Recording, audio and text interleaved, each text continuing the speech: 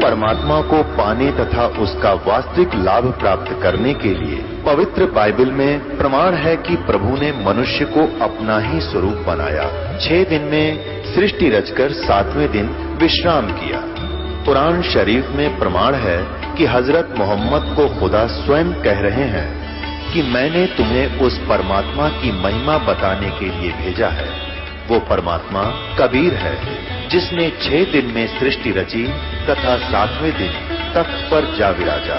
उसकी खबर किसी बाखबर से पूछकर तो देखो। कृपया अवश्य सुनिए जगत गुरु तत्वदर्शी संत रामपाल जी महाराज के अमृत वचन। परमात्मा को सिकंदर लोधी ने हाथी की अंबारी पर बैठाया, साथ में रविदास जी को, पूज्य परमेश्वर कबीर जी को हाथी की अंबारी होती थी। एक कक्ष बनाया जाता था, रूम, उसको अंबारी कहते थे। और उसके सब दरवाजे खोल दिए, गेट खोल दिए। राजा बैठ गया, रविदास बैठ गए और परमेश्वर कबीर साहब बैठ गए। राजा चंवर कर रहा है, पीलवान हाथी लेकर चल पड़ा वापस भंडारे की ओर। लोग देख रहे हैं, काशी के लोगों से पूछ रहे हैं, वो भोजन करने वाले काशी वाले भी वहीं जी में रहे हैं, सारे पूछ रहे हैं कि कौन है ये, कौन है हाथी पर। कि एक तो राजा बैठा है, एक कबीर साहब बैठे हैं, कबीर जुलाहा धानक, जिसके ऊपर राजा चंवर कर रहा है, ये है वो कबीर जो भंडारा किया है जिसने। तो उन्होंने कहा ओहो अच्छा, ये है वो महापुरुष, ये है वो महानात्मा। तो सारे भंडारे में घूम कर सबको दर्शन दे के वापस आ रहे थे। जिस टेंट में वो केशव रूप में परमात्मा विराजमान थे, वहां से एक बंजारा गया। उसने करबद्ध होकर प्रार्थना की कि हे भगवान, आपको आपका दोस्त, आपका मित्र केशव याद कर रहा है। परमात्मा हाथी से तुरंत नीचे उतरे। राजा और रविदास जी भी साथ साथ आ गए। और जो ही उस टेंट में प्रवेश किया परमात्मा ने, जिसमें केशव विराजमान था अलग तख्त पर, उसी समय क्या देख रहे हैं, राजा भी देख रहा है और भी देख रहे हैं कि तुरंत एक तख्त बिछ गया अपने आप मिनटों में। उसके ऊपर कपड़े जैसे आप फिल्मों में देखते हैं, कंप्यूटर में बनते चले गए, वहां ऐसे हो रहा है, ऐसे बढ़िया रेशमी से उसके ऊपर वस्त्र बिछ के, किनारीदार चारों तरफ सुंदर। और वहां परमात्मा बैठ गए दच के उस तख्त के बीच में। और टेंट को चारों तरफ से उठवा दिया, खुला करा दिया, चारों तरफ की उसकी कनात हटवा दी। अब वहां 8 पैर तक यानी 24 घंटे तक वहां सत्संग किया परमात्मा ने। केशव रूप में स्वयं विराजमान है और दुल्हा धानक कबीर रूप में आप विराजमान है। केशव रूप से प्रसन्न करते हैं कि आप यहाँ क्यों आ गए इसे गंदे लोक में, या आप इनका भला चाहते हो, ये आपका बुरा कर रहे हैं। हे भगवान, यहाँ तो कभी अकाल गिर रहा है, कोई सुंदर बाग बगीचे भी नहीं है, कोई सुंदर यहाँ का वातावरण भी नहीं है, आप इसे गंदे लोक में क्यों आगे अपने सतलोक सचखंड ने छोड़कर भगवान। तब परमात्मा कहते हैं केशव, ऊंची आवाज में सुना सुना के बड़ी मार्मिक आवाज में कहते हैं केशव, मेरे दर्द से तू परिचित नहीं है।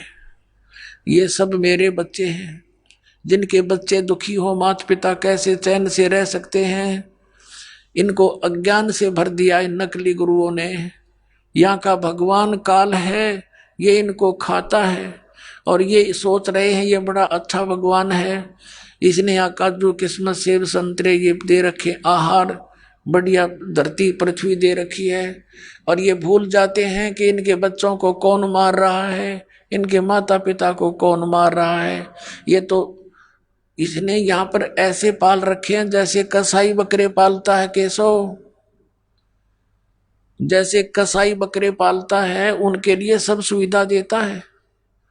और वो बकरे समझते हैं, वो बकरियां समझती हैं कि ये हमारा दयालु मालिक है, हमारी कितनी केयर टेक करता है, हमारे लिए कितनी सुविधाएं दे रखी हैं। और जब वो कसाई आता है उन बकरों के अंदर झुंड में, वो उनको अपना मालिक जान करके उससे प्यार करते हैं, उसको चाटते हैं, वो हाथ लगाता है उसके शरीर पर, बकरों के शरीर पर, और बकरे उसको मुंह से चाटते हैं अच्छा व्यक्ति जान के। और वो ये देख रहा है इसमें मांस कितना हो गया, कै किलो का बिकेगा। पुण्यात्मा परमात्मा कहते हैं तब तो वो उनको मालिक दिखाई देता है जब वो सुविधाएं नजर आती है। और फिर जब ऑर्डर आता है 20-30 बकरों का, वो नहीं देखता किसका बेटा मरेगा, किसकी बेटी, किसकी माँ, वो नहीं पहचान करता। उसने तो मोटे मोटे छांट लेने हैं और जाके कटवा देने भाई। ऐसी स्थिति थी। आप यहाँ जहां रह रहे हो इस गंदे लोग का यू मालिक ज्योति निरंजन ये कसाई है और तुम्हें खाने के लिए रोके हुए है। पुण्यात्माओं 24 घंटे तक परमात्मा लोग सत्संग करते रहे।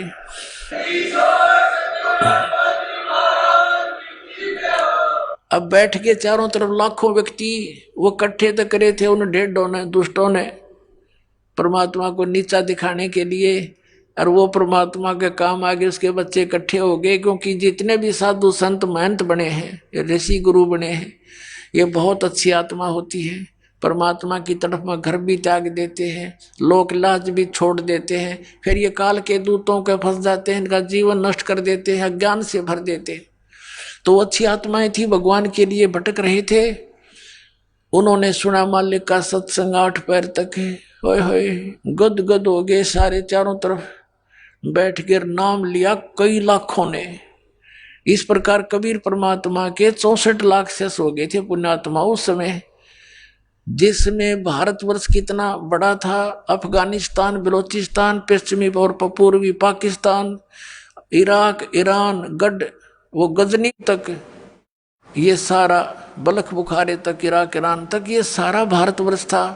और उस समय भारतवर्ष की आबादी 600 वर्ष पहले मुश्किल से 4 करोड़ होगी। और उस 4 करोड़ आबादी में 64 लाख से हो जाना बड़का का खेल नहीं है। ना कोई मीडिया था, ना कुछ और था, वो समर्थ की समर्थता का प्रमाण था। तो उस समय उनकी आपस में परमात्मा के स्वरूप में विराजमान, दूसरी तरफ से कबीर साहब रूप में विराजमान, धानक दुल्हा रूप में, उनकी कैसी वार्ता हुई ये आपको सुनाते हैं। पुण्यात्माओं, आपका सौभाग्य, आपको ये अमर कथा सुनने को मिल रही है, ये सत्कर मान लेना। अभी तक तो हमने दंत कथा सुन रखी थी, अब देखना कैसा आनंद आएगा परमात्मा की चर्चा सुनने और करने से। सिमटे भेख इकट्ठे हुए काजी पंडित माही, गरीबदास चिट्ठा फिरा जम्बू दीप सब ठाही। ये जम्बू दीप भारतवर्ष को कहते हैं, जम्बू दीप। एक नकली बैठा जम्मू में कबीरपंथी, उसके चेले लोग कहे बोला यू जम्मू में उतर रहा भगवान। परमात्मा ने कहा था मैं जम्मू दीप में आऊंगा, परमात्मा ने कहा था मैं भारतवर्ष में आऊंगा, वो जम्मू दीप नहीं है। सिमटे भेक इकट्ठा हुआ काजी पंडित माही, गरीबदास चिट्ठा फिरा जम्बू दीप सब ठाई। मसलत करीब मिलाप से जीवन जन्म कछु नाही, गरीबदास मेला सही भेक सिमटे ताही। सेतु बंद रामेश्वरम द्वारका गढ़ गिरनारी, गरीबदास मुल्तान मग ये आए भेख अपार। भेख माने साधु संतों के टोल आगे। हरिद्वार बद्री विनोद गंगा और केदार, गरीबदास पूरब सजे ना कुछ किया विचार। 18 लाख दफ्तर चढ़े अस्तल बंद मुकाम, गरीबदास अनाथ जीव और कहते उस धाम। बेख देख रविदास जी गए कबीरा पास, गरीबदास रैदास कहे छूटा काशी बास। लाए तार लौलीन होए रूप विहंगम माही, गरीबदास दुल्हा गया वो अगम पुरी नज ठाही। कहते हैं वो गरीबदास जी कह रहे हैं जिसको तुम दानक दुल्हा कहते थे वो परमात्मा थे, अपने निज स्थान पर सतलोक में अगमपुरी में पहुंच गए। सतलोक में हर एक रूप में वहां बैठे हैं रविदास जी के साथ में। जहां बॉडी असंख्य सूर्य बंजारे और बैल, गरीबदास अवगत पूरी हुई काशी को सैल। वहां जब पहुंचे असंख्य बंजारे तैयार खड़े, असंख्य बॉडी बैल खड़े, तब परमात्मा से कहा कर जोड़ के आपको जितने चाहिए ले जाओ, भगवान तैयार कर दिया आपके आदेश से। कहते उसमें से 18 लाख ले और कुछ बच्चे साथ ले लिए सतलोक की आत्माएं। अब चलो मेरे साथ। जहाँ बॉडी असंख्य सूर्य बंजारे और बैल, गरीबदास अगमपुरी हुई काशी को सैल। जर्द श्वेत और हरे नगे बॉडी भरी अनंत, गरीबदास ऐसे कहा लो कबीर भगवंत। अनंत कोट बालद सजी तास लई 9 लाख, गरीबदास के 100 कला एक पलकपुर जाके। ये ओखा की खंजू से पूरे अंजल का अधिकार, गरीबदास ऐसे कहा सुन तू सिरजनहार। अब परमेश्वर कबीर साहब को वहां पर कहा, वहां की देव आत्माओं ने कि परमात्मा आप जहां गए हो वो तो खाकी खंजूस स्थान है, लोक है, जहाँ समय पर टूक भी ना मिलता, सारे उम्र लगे रहते हैं, रोटी भी ना चलती उनकी। और ले जाओ दाता आपके आदेश से हम ना जितने चाहिए उतने ले जाओ। तो कहते हैं उनमें से 9 लाख लेकर के भगवान चले। ओ खाकी खंजू से पूरे अंजल का अधिकार, गरीबदास ऐसे कहा सुन तू सिरजनहार। सतलोक के हंस आत्माओं ने कहा हे सिरजनहार हे परमात्मा, वो तक कतिक वहां से दिखाई देता ये लोक न्यो का न्योड़ा कीड़े मकोड़े दिखाई देते, हम इतना गंदा जीवन जी रहे हैं उस लोक को देखते हुए। कहते हैं अंत कोट बालद सजी तास लई 9 लाख, उनमें से 9 लाख लेकर चल पड़े। गरीबदास के 100 कला एक पलकपुर जाके, कि वहां 16 शंख कोश, एक कोश में 3 किलोमीटर 48 शंख नील पद्म शंख कोश है सतलोक, और वहां से इतनी शीघ्र आगे जैसे एक पलक जप्या करे। ओए होए। और यही वेद बताते हैं कि वो परमात्मा अपने लोक से इतनी गति से तीव्रगामी होकर आता है, तेज चलने वाले पदार्थ की तरह बिजली जैसी गति से यहाँ आ जाता है। और वो लीला खुद भगवान कबीर साहब ने की है। एक पलकपुर झांक जहाँ कल्प ऐसी करी चौपड़ के बाजार, गरीबदास तंबू तने वहाँ पचरंग झंडे सारे। खुला भंडारा गैब का बिन चिट्ठी बिन नामे, गरीबदास मुक्ता तूले धन के 100 बलि जाऊं मैं। कहते हैं खुला भंडारा गैब का माने उस गुप्त शक्ति का, और बिन चिट्ठी बिन नाम है, किसी का नो भी नाम नहीं, कबीर साहब कर रहे हैं लिखा हुआ कि उसकी तरफ से भंडारा, कॉमन भंडारा। फिर जिन्ने जनवा तुल है बूरा घरत और दाल, गरीबदास आटे अटक ये लेवे मुक्ता माल। कस्तूरी पान मिठाइयां लड्डू जलेबी चंगेर, गरीबदास नुक्ती ने रखे जैसे भंडारी कुबेर। बिना पकाया पक रहा उतरे अरस खमीर, गरीबदास मेला शुरू हुआ जय जय होत कबीर। परमात्मा के बारे में गरीबदास साहब कह रहे हैं कि बिना पकाया पक रहा, अपने आप बगैर किसी अंगीठी भट्ठी कुछ नहीं थी, ताजा बनता दिखा वहां सारा सामान, लड्डू जलेबी। बिना पकाया पक रहा उतरे अरस खमीर। गरीबदास मेला स्वरू जय जय होत कबीर। कबीर साहब की जो जयकार कर रहे हैं, खाना खा रहे हैं, मोहन भोजन पा रहे हैं। सकल संप्रदा तृप्ति 3 दिन जोनार। गरीबदास सठ दर्शनम सीधे गंज अपार। बताओ, आप तो इतने बेईमान हैं बिना ज्ञान के। कहते हैं 3 दिन तक ये भंडारा चला और सभी तृप्त कर दिए। और कई ये बेईमान संत जो कह सीधा दो, हमें सीधा भी दो, हमारे 2 नहीं आ पाए, सीधा दो उसका।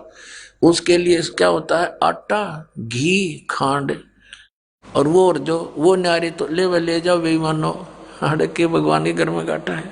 फिर क्या बताते हैं, शाह सिकंदर को सोनी धन कबीर बलि जाऊं मैं।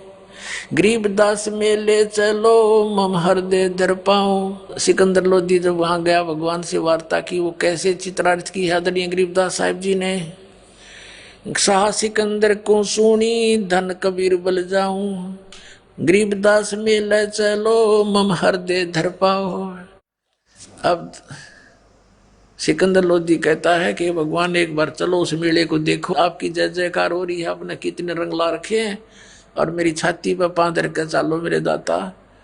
आज मुझे आप इतने आदरणीय महसूस हो रहे हो, आपने कैसे रंग लगा रखे। उनको पता था सिकंदर को कि शेख तकी के बोए बीज हैं, और बहुत समझाता था कि शेख तकी तो कर्म ना बिगाड़े, और वो दूना मरोड़ी खा जाता और कति नाराज हो जाता, कई दिन मुंह तो नहीं बोलता। सिकंदर तो राजा से उसका पीर, इतना नालायक आदमी था, थोड़ी सी प्रभुता पाके। कहे कबीर सुन साहा तू ये भेख बिगाड़ा काम। गरीबदास कैसे चलूं मो गठरी नहीं दाम है। अब परमात्मा कबीर परमेश्वर जी सिकंदर लोधी से अपनी व्यवस्था बता रहे हैं, लीला दिखा रहे हैं कि कैसे चलूं उस मेले में। मेरे पास पैसे तो है ही नहीं काशी में सा कोई मोहे उधारा देत। गरीबदास ताना तनु जब कुणबे की सुध लेत। मैं आधीन निकट हूं उधर बर मोहे। गरीबदास माता दुखी और मोमन है छोए। अब परमात्मा परमेश्वर कबीर जी पुण्यात्माओं हमारे लिए कितने भटक रहे हैं, और हम उनको ना पहचान कर यहाँ दुख पा रहे हैं। अब क्या बताते हैं, सिकंदर लोधी ने जब ये कहा कि भगवान आप चलो एक बार, तो परमात्मा कहते हैं कि बनारस के अंदर मेरा कोई ऐसा मित्र, ऐसा कोई सेठ नहीं जो मुझे उधार दे दे, क्यों मैं गरीब व्यक्ति हूं, मेरे पास ऐसा धन भी नहीं जो गिरवे रख दूं, और सारा दिन कपड़ा बुनता हूं, और कपड़ा बुनकर जो भी कुछ मिल जाता उससे अपने परिवार का पोषण करता हूं। मैं अधीन अनिकट हूं उधर भरे ना मोहे। और गरीबदास माता दुखी और मोमुन है छोहे। कहते हैं कि मेरी माता, जो मुंह बोले माता पिता है, यह भी मुझसे दुखी है कि तू कोई न कोई पंगा पाए रहता है, क्यों छेड़ा करे न भाई। और ये मोमिन यानी मेरे पिता रूप में जो मुसलमान नीरू है, ये भी गुस्से होता है, तू रोज पंगे पाए रहे, तने के बड़ी है, कोई मरो चाहे जीव। तो परमात्मा उनको कहा करते, मैं कैसे टिकूं, मैं कैसे चैन से बैठूं, ये सब मेरे बच्चे हैं। तो नीरू धमकाया करता, तू दादा मत पाके, हमने जी लेने देर, तू भी जी ले ढंग से, ये मार डालेंगे, ये कसाई लोग हैं। लेकिन वो दाता कैसे समझावे उनको। नहीं काशी में सा कोहे मोहे उधारा देत। गरीबदास ताना तनु ताना बुनु तब कुणबे की सुध लेत। अब क्या कहते हैं सिकंदर लोधी, एक कबीर तुम अल्लाह हो पलक बीच परवाह। गरीबदास कर जोड़ कर ऐसे कहता सा, तुम दयाल दरवेश हो धर आए नर रूप। गरीबदास ऐसे कहे सहा सिकंदर भूप। उठे कबीर कर्म किया बरसे फूल आकाश। गरीबदास मेले चले वह चोर करत रविदास। तीन एक चंडोले में रे दास शाह कबीर। गरीबदास चौरा करे वो बादशाह बलबीर। मुकुट मनोहर बांध कर चढ़े फील कबीर। गरीबदास उस पूरी में कोई न धर है धीर। कैसो चले कबीर पर कबीर कष्ट क्यों कीन। कैसो रूप में बैठे थे दूसरे रूप में, और कैसो भगवान के पास आकर कहता है कि आपने क्यों कष्ट किया यहाँ मेले में आने का, आपका दास जो बैठा है। कैसो चले कबीर पर कबीर कष्ट क्यों कीन। गरीबदास हाथी चढ़े ये मेला देखन तीन। चौपड़ के बाजार फिर आए के सो पास। गरीबदास कुर्बान गति अब क्या क्या कहूँ बिलास। पाट पटंबर बेच गए वहाँ ऊपर हीरे लाल। गरीबदास साहब धड़ी बोला ये मुक्ता माल। हीरे लालों से जड़े हुए आसन बिछ गए परमात्मा के लिए, कबीर साहब के लिए टेंट में जब उपस्थित हुए। कैसो और कबीर का तंबू माहे मिलाप। तंबू माने टेंट। गरीबदास 8 पैर लगे गोष्ठी निजगर गाप। 8 पैर तक चर्चा होगी दोनों की, हमें समझाने के लिए, हमारी आंखें खोलने के लिए। कैसो कहे कबीर से ये पूछे बाता बीने। गरीबदास क्यों उतरे ऐसे मुल्क मलीने। अब कैसो रूप में परमात्मा कहते हैं, कबीर साहब से कहते हैं कैसो रूप में। कैसो कहत कबीर से पूछत बाता बीन। गहरी गहरी बातों से चर्चा करते हैं। और न बोले गरीबदास, यानी गरीबदास जी ये अपनी आंखों देखा वो हाल लिख रहे हैं, जैसे तुलसीदास जी का था। गरीबदास क्यों उतरे ऐसे मुल्क मलीन। खान पान की इच्छ जीत नहीं अदर बिमान। गरीबदास यो लोक जीव छाड़ा मुल्क अमान। कि आपने, ये तो जीव लोक है, आपने वो हंस लोक छोड़ दिया, भगवान अपना सुंदर लोक छोड़ के क्यों आए। झूठ कपट इस लोक में पाप पुण्य व्यवहार, या झूठ कपट और ये व्यवहार यहाँ का। गरीबदास के सो है ये कैसे रहन तुम्हारे। आप कैसे रह रहे हो इसे नकम्मे लोक में, आप इनका भला करो। ये सारा दिन बूंदी सोचे, सारी मीटिंग आपके विरुद्ध करते रहते, फिर भी आप यही पड़े हो। नहीं अदर सरवरता हाँ नहीं अदर कोई बाग। गरीबदास के सो है क्यों नहीं देते त्याग। नहीं फुहारे गगन में नहीं मानसी गंग। गरीबदास जग देखे कर हमरा चित मन भंग। अब कैसो रूप में परमात्मा कह रहे इस लोक न देख मैं तो पागल सा हो गया, इसे गंदे लोक में आप रहे कैसे रहे हो।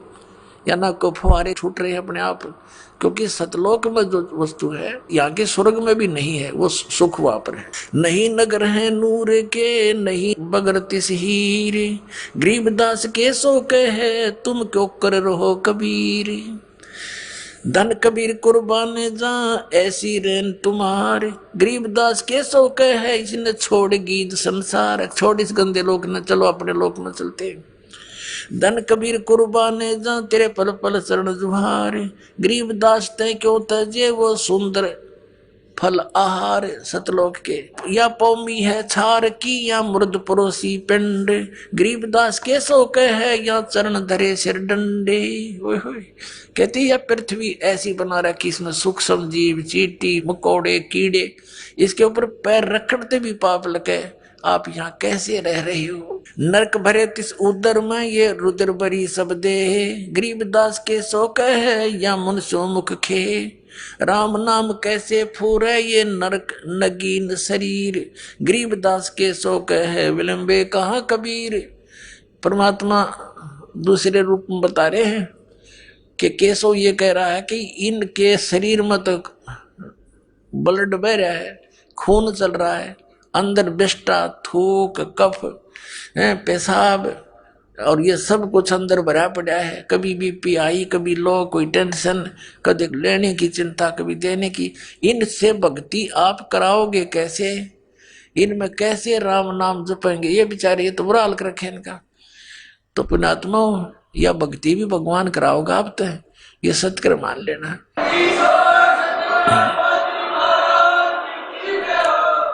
नहीं तो जीव परमात्मा का नाम नहीं ले सकता। बकवाद कितनी करवा लेते हैं, आपको टेंशन फ्री करेगा, आपके रोग नाश करेगा, जिस कारण से आपका मन भगवान से दूर होना चाहेगा उसको भी सेट करेगा, यदि आप मर्यादा में रहोगे, इस भगवान को विश्वास से मानोगे। तो सुन कबीर, हाड चाम के नाक हैं ये हाड चाम का मुख, गरीबदास के सो कहे तज कबीर यो रुख।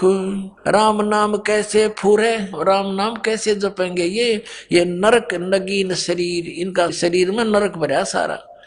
पुण्यात्मा को कुत्ता मरा हुआ देखा एक्सीडेंट में आपने, उसकी तरफ नजर भी ना करी जाती, नो आंत खंडी पड़ी होती है और बुरा हाल। वो गंध हमारे अंदर भर के चाम लपेट रखा ऊपर के, ये हमने बड़ा सुंदर दिखाई देता है, उस परमात्मा को दिखाई देता है। बेचारे कित लपेट रखे मेरी आत्मा, क्या मैं भर रखा है इनमें, और इसको ठाए फिरते हैं, इसी के लिए सारा जीवन बर्बाद कर देते हैं और फिर यही फिर रह जाते हैं, फिर पशु बनकर इसी क्रम में लगे रहते हैं। राम नाम कैसे फूरे ये नरक नगीन शरीर, गरीबदास के सो कहे विलंबे कहा कबीर। जुन्नी संकट में पड़े फिर जुन्नी से संग, गरीबदास के सो कहे भाव भक्ति सब भंगे। इनमें भाव भक्ति नहीं बन पा रही, और ये बेचारे साल हो रहे हैं इनका, ये कैसे भक्ति करेंगे? तो परमात्मा कहते हैं इसीलिए तो मैं यहाँ पड़ा हूँ, इनसे कुछ कराऊं, इनको ले चलूं सतलोक में।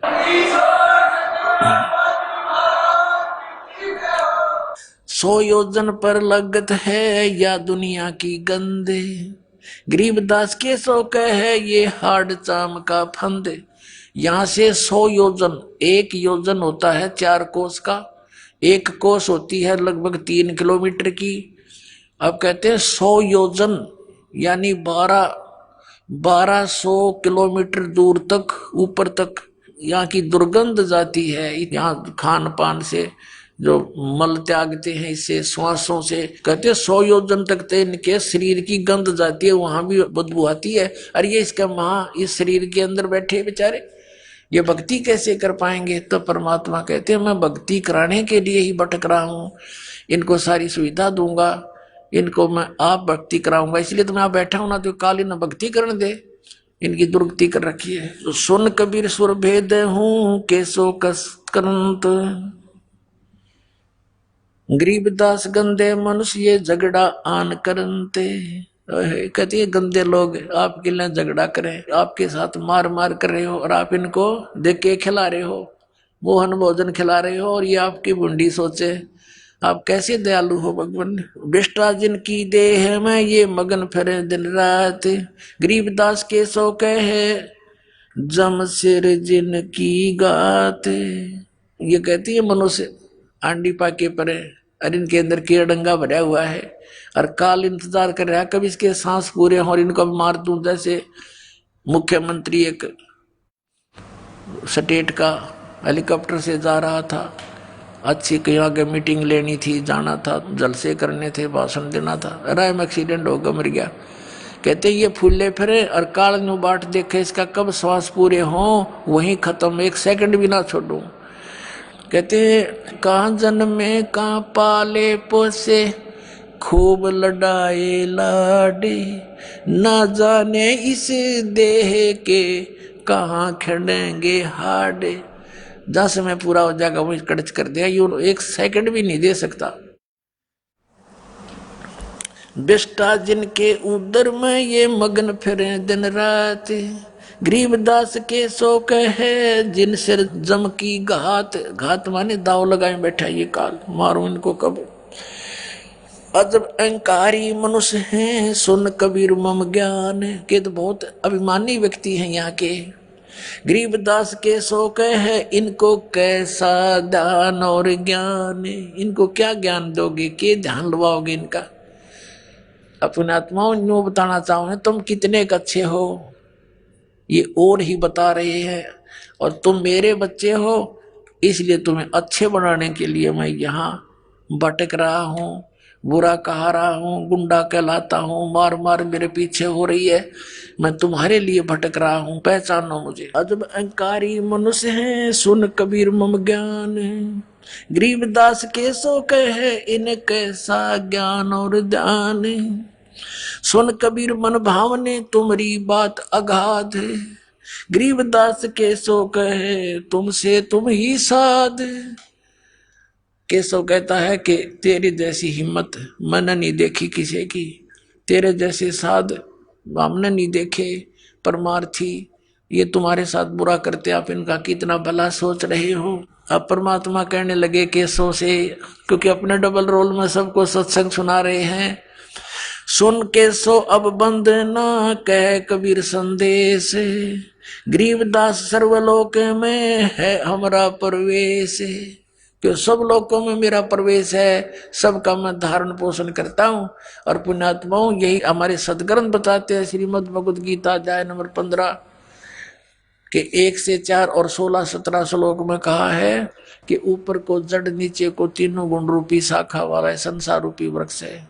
और जो संत इसके बारे में सारे पार्ट्स बताता है, इसके तना कौन भगवान है, डार कौन भगवान है, शाखा कौन, पत्ते कौन, वो तत्वदर्शी संत है। तो परमात्मा स्वयं ही तत्वदर्शी संत की भूमिका करने आते हैं, सही ज्ञान बताते हैं। अक्षर पुरुष एक पेड़ है, निरंजनवा की डार, और तीनों देवा शाखा है, ये पात्र संसार। गीता ज्ञानदाता कहता जब तत्वदर्शी संत मिल जाए, चौथे श्लोक में 15वें अध्याय के गीता जी में, उसके पश्चात परमेश्वर के उस परम पद की खोज करनी चाहिए, जहाँ जाने के बाद साधक लौट कर कभी संसार में नहीं आते। और जिस परमेश्वर ने सारे ब्रह्मांडों की रचना की है, ऊपर को जड़ वाला, नीचे को तीनों गुण रूपी शाखा वाला। जड़ कौन है? ये परम अक्षर पुरुष है, पूर्ण परमात्मा कबीर साहब है, संसार रूपी वृक्ष की जड़, यानी जड़ से सबको आहार मिलता है। अध्याय नंबर 15 के श्लोक 16-17 में गीता जी में कहा है, 3 पुरुष बताए, सर्व पुरुष और अक्षर पुरुष। ये तो नाशवान है, इनके अंतर्गत जितने प्राणी ये भी नाशवान है, और लेकिन जीवात्मा किसी की नहीं मरती। 17वें श्लोक में कहा कि उत्तम पुरुष है तु वन्य परमात्मा इति उदाहरते, ये लोक चरमाविष्य विवर्ती अवय ईश्वर है। उत्तम पुरुष सही भगवान असली परमात्मा तो इन दोनों से, सर्व पुरुष और अक्षर पुरुष से कोई और है, और वही तीनों लोकों में प्रवेश करके सबका धारण पोषण करता है। आप क्या बताते हैं? सुन के सो अब बंदना कह कबीर दरवेश, साधु रूप, दरवेश माने संत, साधु रूप में विराजमान एक परमात्मा कबीर जी कह रहे हैं। सुन के सो अब बंदना कह कबीर संदेश, संदेश माने कबीर साहब कहते हैं अब मैं सुनाता हूं तेरे को सही कहानी। गरीबदास सर्वलोक में है हमारा प्रवेश, ये सब लोकों में मैं प्रवेश करके सबका धारण पोषण करता हूँ। ये 18 लाख तो कुछ भी कौन मेरे लिए। हम अमान अवगत पूरे से चुंबक जो चमकार, गरीबदास लोहा फेरे हमरे अदर आधार। कितनी गूढ़ बातें कह रहे हैं कबीर परमात्मा कि मैं चुंबक हूँ और ये कण है लोहे के, इनको चपका लूंगा अपने, इनके मैल तार के, क्योंकि इनके बीच में जंग आ गया, और तब जंग है इस कारण से मेरी कैच में नहीं आते, इनके जंग तारूंगा, सत्संग सुना सुना के ज्ञान में इनका पाप नाश करूंगा, फिर ये मेरे चपक जाएंगे अपने आप आके, न सतलोक लेगा भाग जाऊंगा। अब क्या बताते हैं कि जैसे प्रश्न किया केशव ने, इसे व्यक्तियों में आप कैसे भक्ति प्रवेश करोगे, ये इतने नालायक, इनमें गंध भरा, आपके मार मार करने लग रहे आपके पीछे। तो क्या उदाहरण दिया परमात्मा ने? हाड चाम की देह में अमृत दूध सरवंत, गरीबदास केसो कहे ऐसे मिले भगवंत। जैसे एक भैंस या गाय के शरीर में हाड चाम मांस भरा पड़ा है, और उसमें कहते हैं उसमें फिर दूध भी उसी में होता है। ऐसे ही ये कितना इनका शरीर खराब है, जैसा भी तो अंडरस्टूड है, हार्ड चाम्स का बना हुआ पुतला। तो जब मैं इसमें अपनी भक्ति प्रवेश करूंगा, जैसे भैंस को गर्भ रहता है, ऐसे परमात्मा यानी संत अपने वचन से बीज डालते हैं अपनी शब्द की शक्ति तक, और वो भक्ति फिर जैसे बच्चा बनता है, बच्चा बाहर आता है तो दूध की बाल्टी ठोकने लग जाता है। वो हार्ड चाम की शरीर वाली भैंस और गाय कहते ऐसे ये भक्ति ऐसे बना दूंगा इनके अंदर, इस हाडचाम की देह में, और ऐसा मंत्र दूंगा इनके अंदर भक्ति प्रवेश होगी जैसे दूध चला करे, ऐसे बना दूंगा इनके अंदर। हाडचाम की देह में दूध रतन सरबंत, गरीबदास घट पेंडे में ऐसे है भगवंत। थन दूधी को पाड़ के जय कोई देखे दूध, गरीबदास उस घट पेंड में फाड़ चाम और गूदी।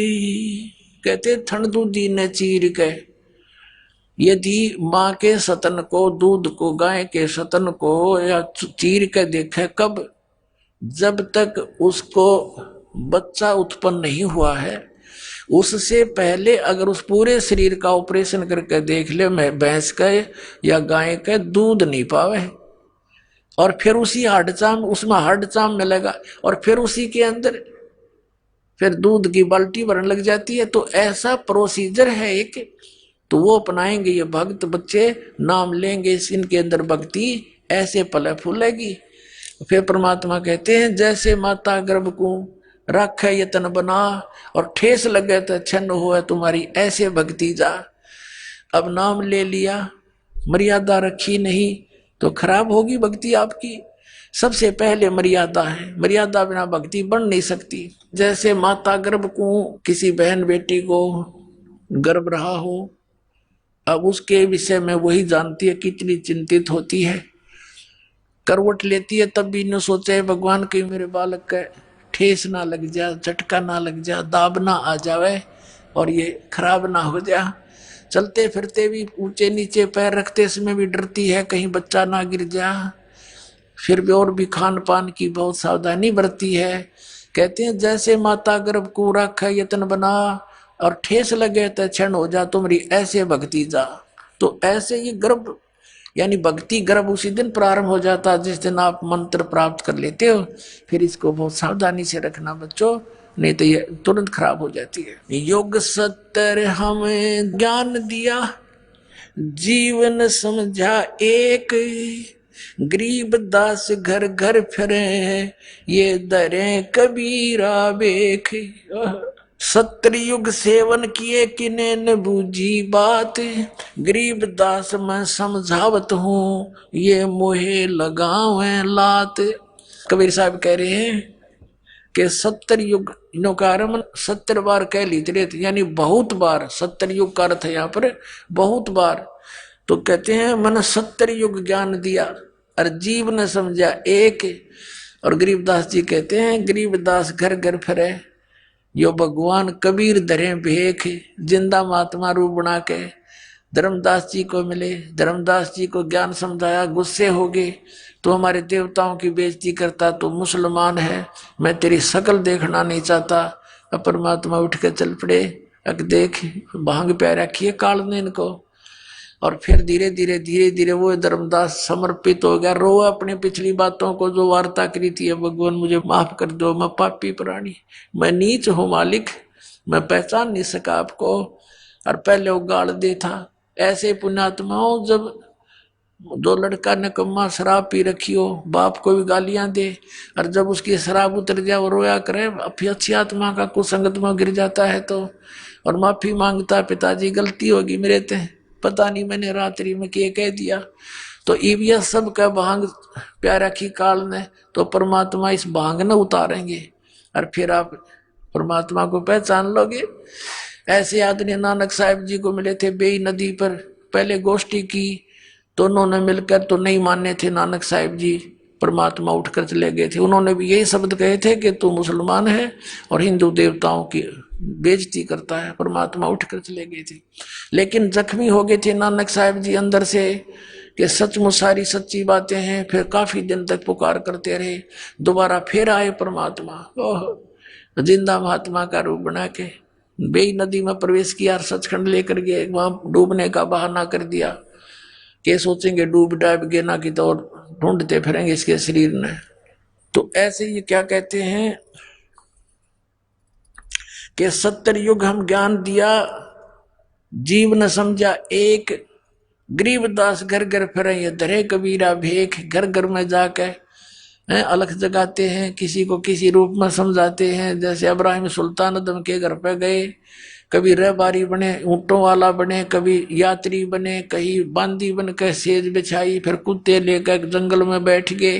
किन खाड़ा करके आपको सद्बुद्धि देते हैं भगवान, और हम कितने इस माया में गर्क हो बैठे, नशा कर लिया हमने। कबीर ये माया अटपटी सब गट आन अड़ी, और किस किस न समझाऊं या कुआ बांग पड़ी। सत्ययुग सेवन किए कि न बुझी बात। कबीर साहब कहते हैं मैं समझावत हूं, ये मोह लगावा लात, ये मेरे लात मारे, मुझे बुरा अच्छा कहते हैं। स्वर्ग मृत्यु पाताल में हम बैठे कई बार, गरीब दास धर घर घर से जा मार मार के मारे, कि ये मेरे पीछे पड़ जाते हैं, मारो मारो, युग झूठा है, कपटी है। कल्प कोट युग बीतिया हम आए तिस बेर, गरीबदास के सो सुनो देन भक्ति की टेर, कि हम भक्ति को उजागर करने के लिए आए हैं। हमारी जात अपूरे भी पूर्व रहन हमारे, गरीबदास कैसे जुड़े इस पश्चिम के कातारे। अब जैसे परमात्मा कहते हैं हम तो अपूर्वी हैं, हमारा तो लोक सतलोक है, फिर भी हमारी जो बातें हैं यहाँ की रीति रिवाजों के विपरीत हैं, इसलिए ये हमें पहचान नहीं पा रहे। हम कहते हैं बीड़ी शराब मांस तम्बाकू प्रयोग नहीं करना, इन देवी देवताओं की पूजा नहीं करना, इनका यह बात समझ में नहीं आती, इसलिए मेरे दुश्मन बन जाते हैं। ये साधना इनकी ठीक नहीं। हम हैं पूर्व ठेठ के ये उत्तरे अवगट घाट, गरीबदास जीव दक्षिण के यो ना मिलती साठ।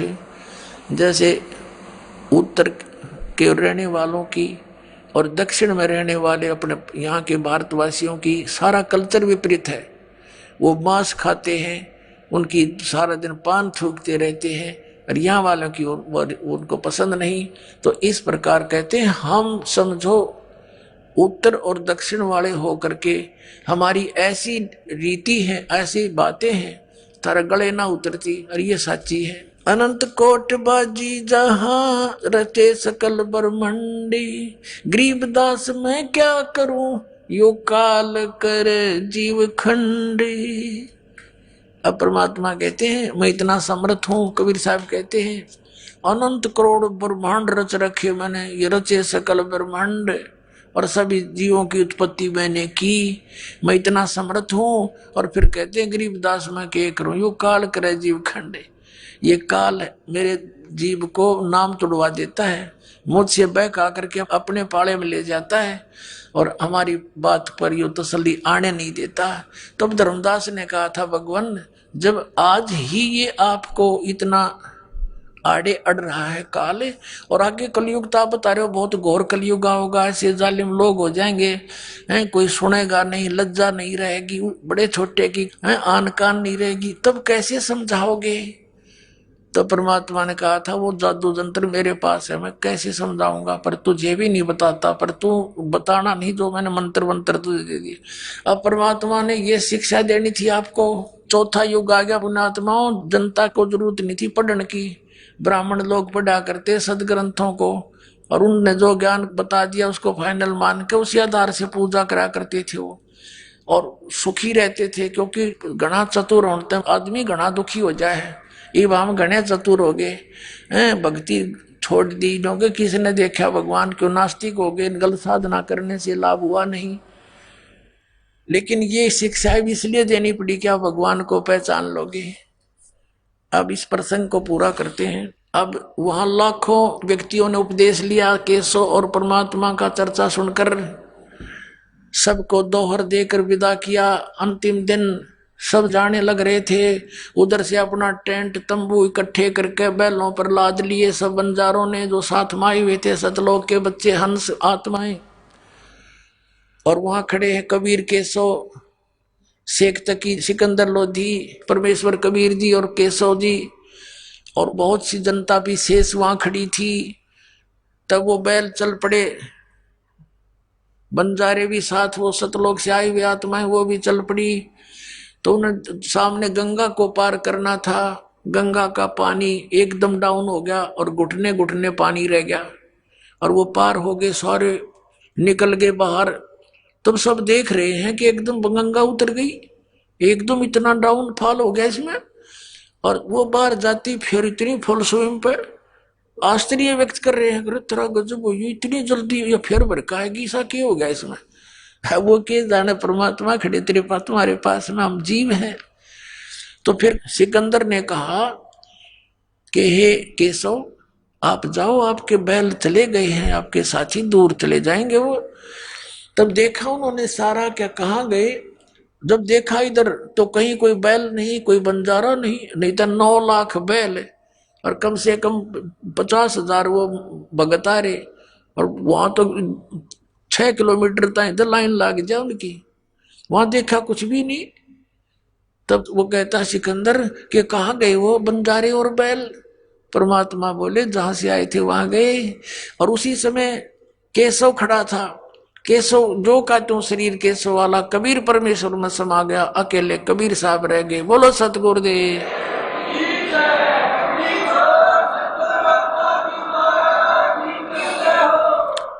अब वो शेख तकी बुद्धिहीन कहता है कि के भंडारा करा इसने, इसे ऐसे हम लाख कर दें, मोह सा किया है। अब परमात्मा कहते हैं, गरीबदास जी कहते हैं, कोई कहे जग जोनार करी। जग जोनार तो होती है खुशी में करे, कोई अपने मन मर्जी, तो 1 पैसे की जरूरत हो 2 पैसे का खर्च करे।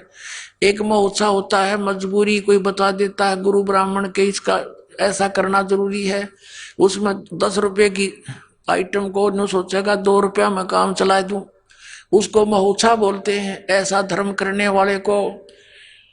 तो परमात्मा कहते हैं, गरीबदास जी कह रहे हैं कि वहां पर कोई एक भगवान आत्मा तो नो कह रहे थे, ऐसा भंडारा कदे देखा ना सुना जैसा कबीर साहब ने कर दिया, जय जयकार करे थे, गुण गावे थे।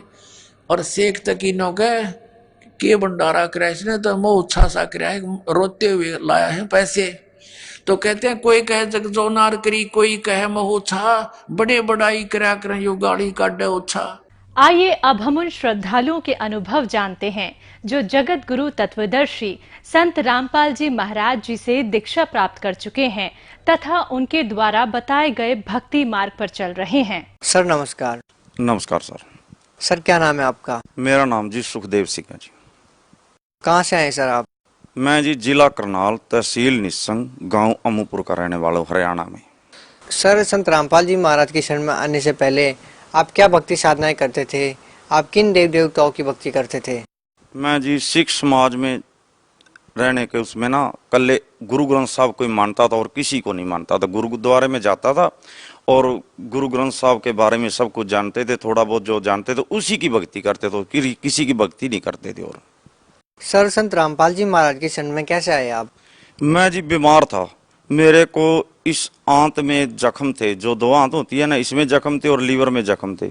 लीवर बिल्कुल डैमेज था, कई सालों 10-12 साल मंजी पे रहा। कभी दिल्ली होली फैमिली गया, अम्बाड़ा, पटियाला ये प्रमोद मित्तल, अमर हॉस्पिटल, राजेंद्रा हॉस्पिटल, इनमें कभी 10 दिन एक हॉस्पिटल में दाखिल रहता था, कभी 10 दिन दूसरे हॉस्पिटल में दाखिल रहता था, कभी दिल्ली ओली फैमिली में दाखिल रहता था, कभी करनाल अजय गुप्ता में दाखिल रहता था। ऐसे करते करते मेरे को 12 साल बीत गए। 1 महीने में 10 दिन तो हॉस्पिटल में दाखिल रहता था और 10-15 दिन उसके बाद सियाने जो झाड़ फूक लगाते हैं, बड़े बड़े ये मुसलमान जो जैसे मुजफ्फरनगर हैं, रुड़की, मरेल कोटला, पटियाला, करनाल, जो हमारे साथ के जितने भी सियाने झाड़ फूक वाले थे उनके पास भी जाता था। और मेरी ऐसे करते करते आर्थिक स्थिति भी बहुत डाउन होने लगी। हमारे पास 40 किले जमीन है, 3 भाई हैं। इतना कुछ होते हुए भी पूरा परिवार गलने लग गया, बीमारी में जूझने लग गया। मैं भी एक मंजी पे, मेरी घरवाली भी एक मंजी पे। ऐसे करते करते एक दिन में 4-4 मुसीबतें, प्रेत बाधा थी मेरे को बहुत तकड़ी जी। 4-4 मुसीबतें एक दिन में खड़ी हो जाती। जैसे मैं भी मंजी पे पड़ा, मैं अपनी घरवाली को बोला भी किसी रिश्तेदार को बुलाओ, मेरे को दाखिल कराओ। अब तो मेरे अंदर पानी भी नहीं जाता। 10-12 साल सर मेरे इतनी तकलीफ थी मेरे को भी, बाथरूम भी मैं बाल्टी में करता था, इतना दुख था मेरे को। हॉस्पिटल में जाते जाते भी जिस डॉक्टर के पास जाते तो कोई बोलता था अभी तेरा लीवर बिल्कुल डैमेज, कोई बोलता था तेरी आंत में जख्म है, कोई बोलता था तेरे पूरे पेट में जख्म है। तो था क्या, मेरे पेट में इतनी तकलीफ थी, मेरे अंदर गर्मी के दिनों में भी गर्म पानी जाता था, रोटी नहीं जाती थी, थोड़ी बहुत खिचड़ी दलिया ऐसे कुछ ना कुछ खाता था या थोड़ा दूध पीता था। ऐसे करते करते मतलब हॉस्पिटलों में सारा घर बर्बाद हो गया। और हालांकि हमारी आर्थिक स्थिति ऐसी थी, ना हमारे बाप ने दुख देखा ना हमने दुख देखा। 40 किले जमीन थी, बहुत अच्छी खेती करते थे, कंपाउंड थी, पूरे का पूरा हमारे पास साधन था। कभी हमने वो दिन नहीं देखा भी आज हमारे पास पैसा नहीं। तो इस प्रेत की वजह से मैंने वो दिन देखा। मेरे पास ट्रैक्टर था सोनालिका, घर की स्थितियां ऐसी बनी जी, वो ट्रैक्टर भी बिक गया। मेरे पास गाड़ी थी इंडिका विस्टा टॉप मॉडल में, वो भी बिकी जी। मेरे पास बुलेट मोटरसाइकिल थी जी, वो भी बिकी जी। मेरे पास बहुत अच्छे अच्छे डंगर थे, भैंसें थी, गायें थी, 1 क्विंटल दूध देता था जी। ऐसा ऐसा करके पूरे के पूरे डंगर भी बर्बाद, मेरी गायें भी बर्बाद, भैंस भी बर्बाद, पूरे के पूरे जो साधन था घर में वो भी खत्म। घोड़ी थी मेरे पास बहुत अच्छी जी, वो भी मरी। सारा कुछ ये प्रेत करवाता था। रात को मेरे को बोलता था भी सुबह तेरा ये नुकसान होगा, वो ही हो जाता था। अगर डंगरों के बारे में बोलता था वो हो जाता था। जमीन के बारे में बोलता था अभी तेरे दाने नहीं होंगे, तो वो नुकसान होता था। अगर घरवाली के बारे में बोलता था सुबह इसको ये तकलीफ होगी, तो वही हो जाती थी। मेरी घरवाली को कालजे में सोजश थी, बहुत ज्यादा एलर्जी थी।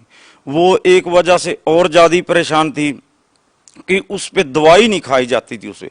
जब वो दवाई खाती नहीं थी ना, तो उसको इतना तेजाब बन जाता था, इतना तेजाब बन जाता था, मतलब इतना सिर में दर्द और तकलीफ इतनी बढ़ जाती थी। 2-2 दिन हमारे घर में खाना भी नहीं बनता था और बच्चे भी बीमार थे।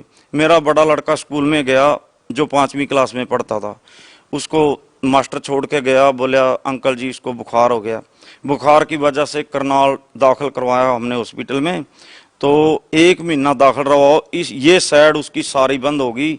1 महीने के बाद 1.5 लीटर रेशा निकले उसके।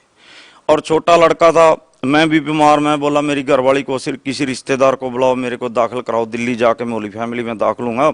अब तो मेरे को बाथरूम भी बाहर नहीं जाया जाता और अंदर कोई चीज नहीं जाती। और पूरी रात प्रेत मेरे को इतना तड़पाता था, सर सिर से लेके पैर के गुंठे तक इतनी तकलीफ होती थी कि मैं मंजी पे रात को पड़ा पड़ा ना ऐसे हो सकता ना ऐसे हो सकता। पूरी रात मेरा परिवार सोता था, खाता था, दिन में पीता था, रात को सोता था। मैं पूरी रात ऐसे देखता रहता, रोता था, तड़पता था। जो डॉक्टर मेरे को 2 गोलियां देता था ना, भी एक अगर तकलीफ हो 1 गोली खाना, ज्यादा तकलीफ हो 2 खाना, वो 10-10 गोलियां भी खाता था। बिल्कुल तकलीफ नहीं हटती थी। मेरी घरवाली भी दुखी, मैं भी दुखी। मैं बोला अभी मेरे को दाखिल कराओ। घरवाली को मेरी को पेंडस की परेशानी थी, वो बोली मेरे को भी दाखिल कराओ, मेरे को तकलीफ है बहुत ज्यादा। इतने में क्या हुआ, मेरा छोटा लड़का था 6-7 साल का, वो इतना बड़ी ना सोटी लेके खेत में गया, हम खेती करते हैं, तो ड्योड़ पे ऐसे फिसला ना हो, उसने मुंह में डाल रखी थी वो सोटी, तो ऊपर ताड़ू में चढ़ गई वो सोटी। इतना ऊपर से मांस पाट गया। हम तो अपनी मुसीबत भूल गए, उस लड़के को लेके चले। इतने में एक भैंस ने सींग फंसा के एक सींग निकाल लिया। 4 मुसीबतें। वो प्रेत एकदम हमारे साथ इतना दुख देता था, बोलता था कहाँ जाओगे, किसके पास जाओगे, मैं तुम्हारे घर से नहीं जाता। जब हम लड़के को लेके गए तो सारे डॉक्टर, करनाल वाले 3 डॉक्टर बोले भी इसका तो अंदर खून पड़ गया और ऊपर टांके नहीं लगते, टांके नहीं लगेंगे तो दिल्ली ले जाओ इसको। फिर एक मिड्डा डॉक्टर है जो करनाल सरकारी हॉस्पिटल के सामने है, वो बोला भी मेन तो है नहीं, क्योंकि खून ज्यादा पड़ गया, 30 किलोमीटर से आप गाड़ी में चल के आए तो ऊपर टांके भी नहीं लगते। मैं बोला डॉक्टर साहब चलो करो, मेहरबानी करो, परमात्मा करेगा।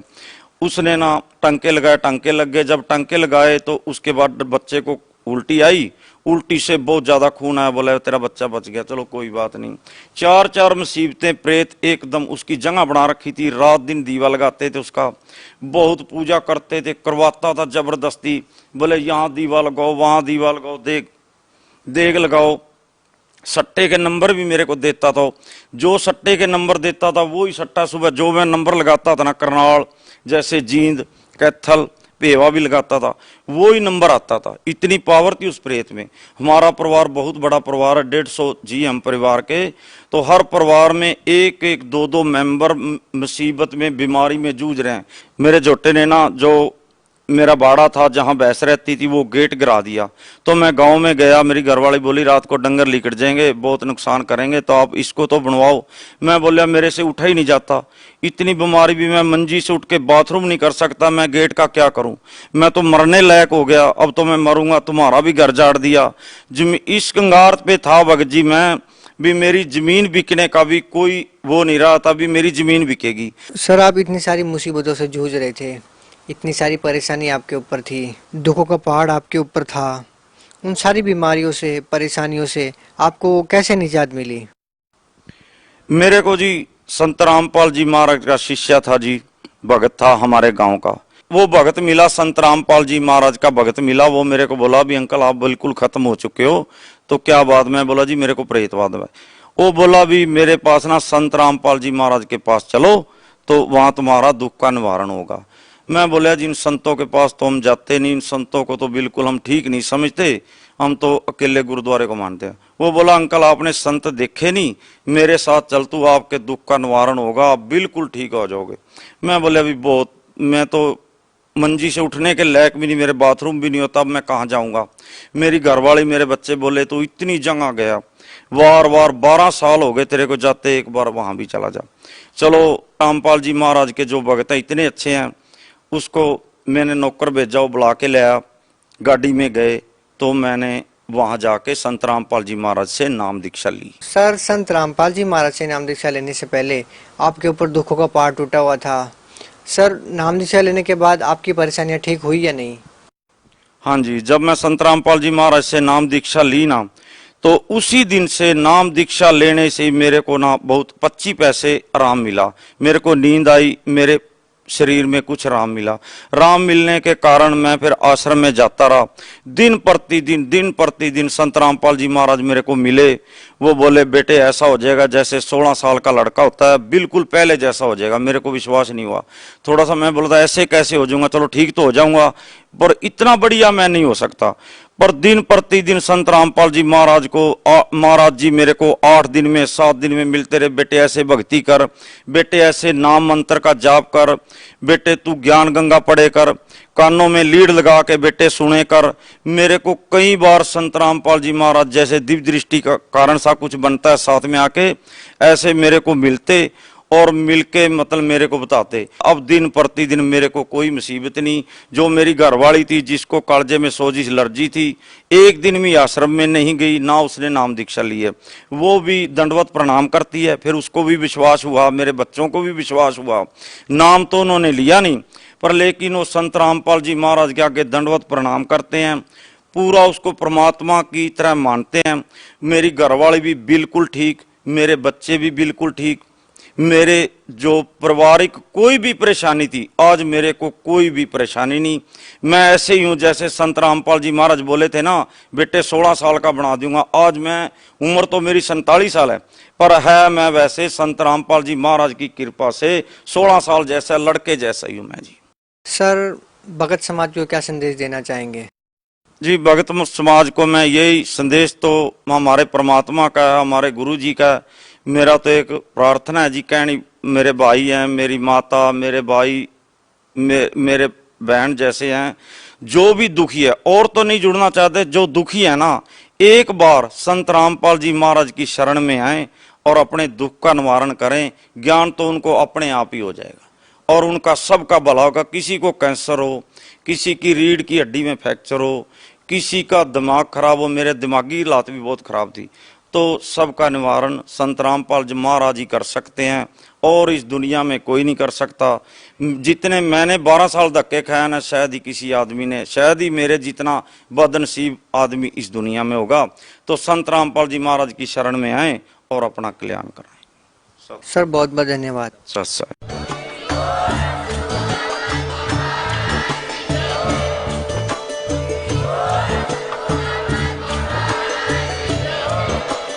आप सुन रहे थे जगत गुरु तत्वदर्शी संत रामपाल जी महाराज जी के मंगल प्रवचन। अधिक जानकारी के लिए विजिट कीजिए हमारी वेबसाइट www.jagatgururampalji.org।